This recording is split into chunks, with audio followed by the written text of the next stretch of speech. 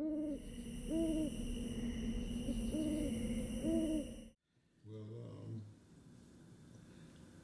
to say it was someone, I can't say it was just one particular person. Like I always, and I don't know, I guess it was just something about, you know, just in me. Like I always felt, and I know this, might come off strange or whatever, but I always felt like if I didn't, I've always been told, like, you got so much potential, you're gonna be great, you're gonna be this, you're gonna be this.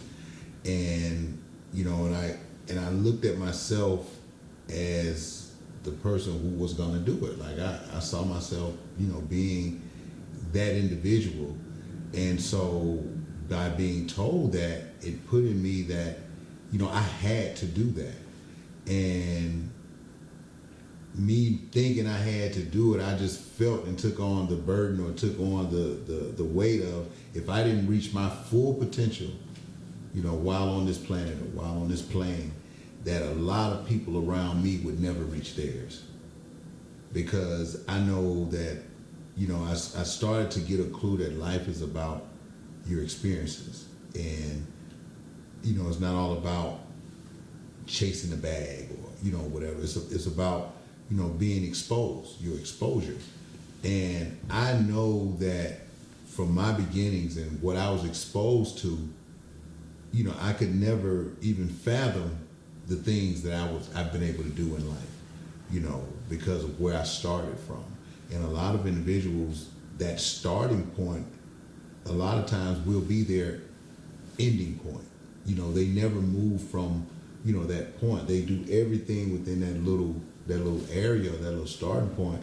And that wasn't me. So, my inspiration or my motivation or that one person was those I loved and cared about, those around me, because I was like, you know what, I'm going to do it and I'm going to get to the highest level of it. And once I get there, I'll be able to share those experiences, reach back, pull others up, and be the example.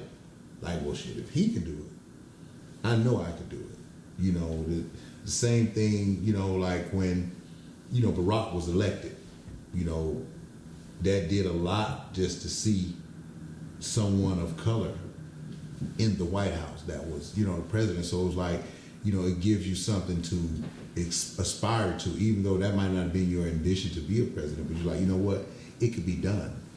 Just like the first person that ran the 4-minute mile, or Steph Curry. We just take it, Steph Curry shoot 3-pointers from half court, with efficiency. He basically made him move the line back almost because he was so efficient. And now that 3-point game will never be the same, with pull up. So it's just those different things, that was just a pivotal time for me, and it made me want to, do more.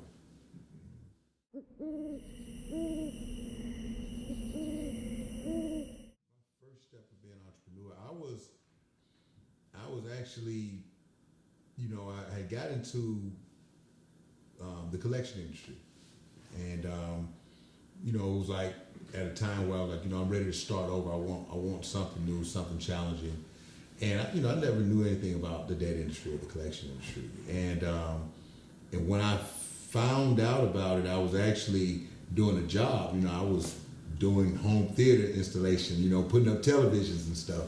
And I, stumbled into an office that I was working in the building. I went into the office and there was a guy there, and I asked him, was nobody in the office? Like it was empty, like it was just moving in. Like, well, what kind of office is this? What do you all do? He said, it's going to be a collection agency. And I said, are you hiring? And then he was like, no, I'm the janitor. And I was like, the janitor? I was like, no, you're lying to me, because I'm looking at your shoes. Those are not the shoes of a janitor, and he was like, you very, very observant. I like that. And he's like, yeah, I'm hiring. He said, you looking for a job? I said, well, I'm looking for a challenge. I'm not really looking for a job. I'm looking for a challenge. And he's like, I like your attitude. He was like, come back Monday. You can sit down and do an interview. I said, we're going to stop you right there. We're not going to be doing no interviews. I'm not going to do an interview. I said, because it looks like you don't have any employees. you look like, this is something new. I want to be your first, and I guarantee you're going to get more than an employee you hire me. You're going to get somebody that's going to go with you to the top, and that's where you're trying to take your company. You're like, okay, I'm going to try you out. And I actually came back that Monday, and what I was doing was kind of part-time anyway. I actually came back that Monday and started working. It was like a commission job. It was no set payment. It was 20% off of what I could collect. And I couldn't collect anything because I didn't know how to collect. It was basically just starting from the bottom. And my first 2-week check, and I mean working, 9 to 5, 5 days a week. The first 2-week check was like $56. And, but luckily I was still doing a home theater installation, I was still making money doing that. But, and a lot of people that started with me and got similar checks, a little bit higher, maybe a little lower, they left, and I don't blame them. If you ain't have nothing to fall back on and you take this commission job and you're not making any money, you're going to leave. But I saw a bigger picture. I saw when I learned about the debt industry and how debt brokers and collection owners make their money, a light bulb went on. I just said, you know what?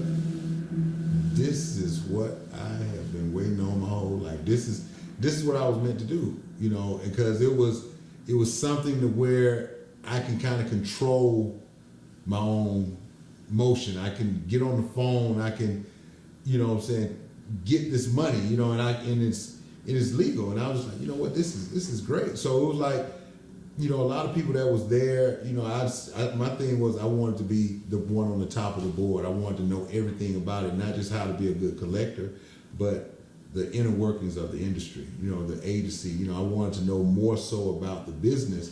And I think that was the first time in my life that outside of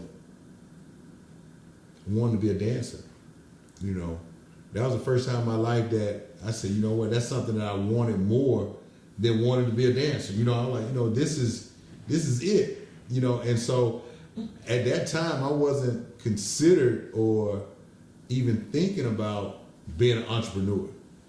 I was just happy with learning the debt and collection industry, and fast forward, I was that guy's third employee, and by me being his third employee, I saw the company grow. And I ended up in 3 years, he went from that small office to 3 offices in Atlanta, almost 100 employees. And I went from just being his collector to his director of operations over all the managers, all the offices.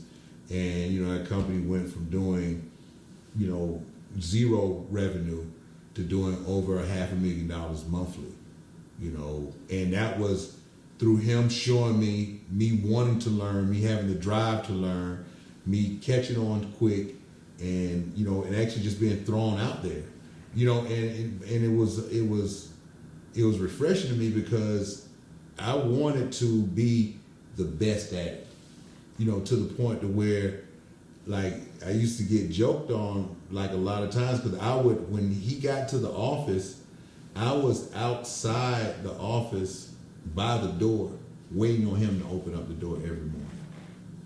That was something. And at the time I wasn't, I didn't have a nice car or anything. I think at the time I didn't even have a car.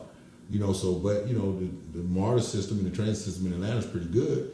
So I was catching the bus from the south side of Atlanta to downtown, then going back up north because the office was in, the north side of it, on the north side of Atlanta. So it was, about an hour and a half commute every morning to and from. But, I was there every morning by 8:30.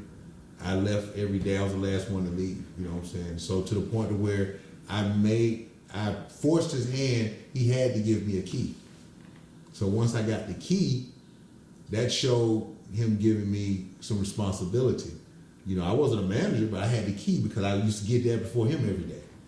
So he always knew that I was going to be there after I showed him a track record of that. So that gave me that responsibility of being there to making sure that the office got opened up,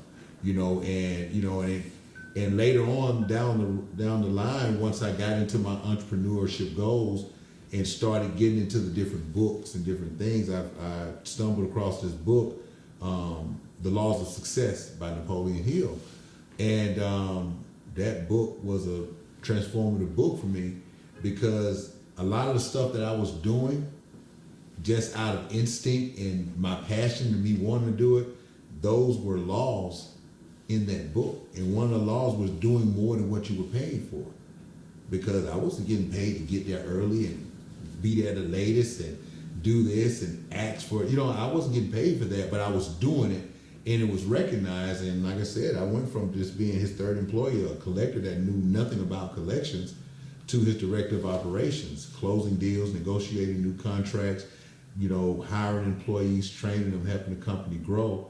And that's where I really got my start and got the understanding and the knowledge to know that,